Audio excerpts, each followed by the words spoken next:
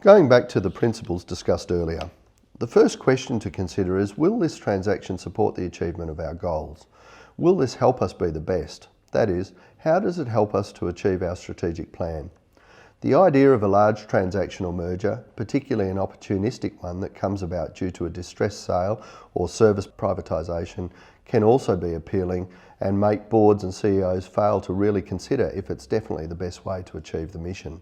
You'd be surprised at the number of times we've heard directors or CEOs say, well, in hindsight, I think we would have been better off not taking on this organisation. Remembering the other principle, that collaborations and mergers are expensive and risky and should only be undertaken if there is a compelling case. In this case, there may be a very strong financial case for completing the merger, but it may take you right away from your strategic goals and mission. It's a bit like buying that designer jacket because it was on sale. Just because it's a good deal doesn't mean it's a good idea. It has to be compelling from a strategic point of view before you go any further. One of the ways to test this is to include in your due diligence the impact of the transaction on your strategy and to compare it with a range of other options. Will it help you to achieve your goals better or sooner than any other transaction?